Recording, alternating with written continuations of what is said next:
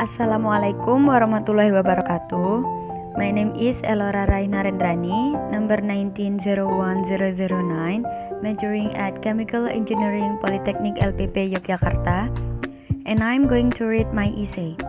The title is Growth of the Sugarcane Industries in Indonesia. Sugarcane is the main input in sugar industry in Indonesia. Plantation-based industries have the ability as the leading sector in economic growth, employment, and also encourage improvements in income distribution. One of the plantation industries is sugarcane industry. The growth of the sugar industry in Indonesia has ups and downs.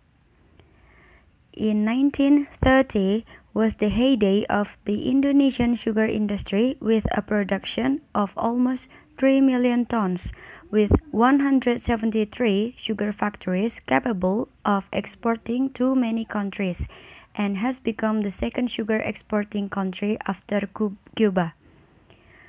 But after that era, the sugar industry has suffered a setback since 1967, where Indonesia imports sugar from Brazil, India, and Thailand to filling the consumption needs. As explained by the Ministry of Agriculture in 2005, with an area of around 350,000 hectares in the 2000 until 2005 period, the sugar industry became an income for around 900,000 farmers. Compared with other sugar-producing countries in the world, the level of efficiency of the Indonesian sugar industry currently ranks 15th out of 60 sugar-producing countries in the world. On the other hand, sugar consumption figures tend to increase. The Ministry of Industry notes that sugar production in 2018 was as high as 2.17 million tons. Meanwhile, the national sugar demand reaches 6.6 million tons.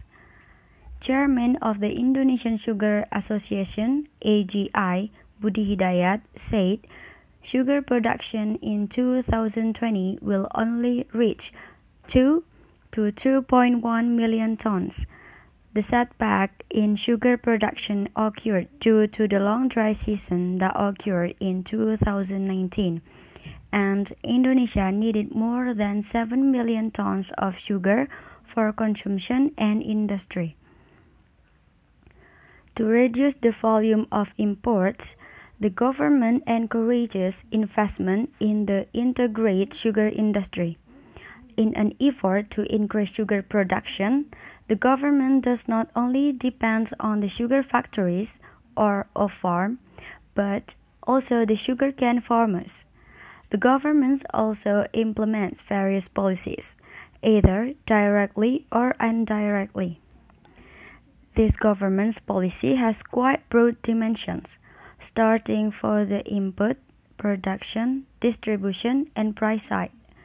Among the input and production policies, the most significant policy is TRI policy as stipulated in Presidential Instruction Number 9/1975 on April 22, 1975. The purpose of this policy was to increase sugar production and income of sugarcane farmers.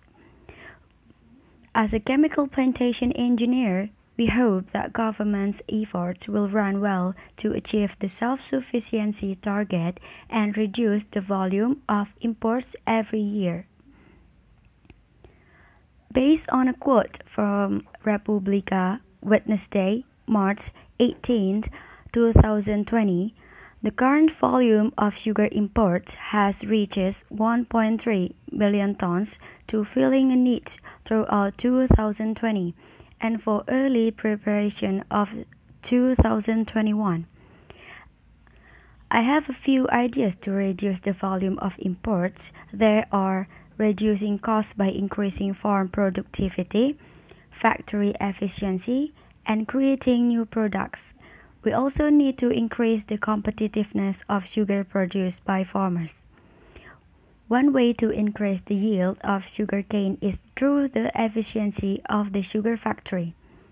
Based on the research of Yanto Togi Morpaung, Parulian Hutagaul, W. H. Limbong, and Nunung Kusnadi, entitled The Development of the Indonesian Sugar Industry and the Urgency of National Sugar Self-Sufficiency, a strike movement is needed to advance the domestic sugar industry by reducing the volume of imported sugar and improve the quality of domestic sugar so that can compete with other countries. Thus, a chemical engineer, together with the government, has an important role in developing the sugar industry in Indonesia in order to achieve self-sufficiency and to reduce sugar imports, to advancing the productivity of the sugar industries in Indonesia. Alright, thank you so much for your attention. Sorry if there is any mistake. Wassalamualaikum warahmatullahi wabarakatuh.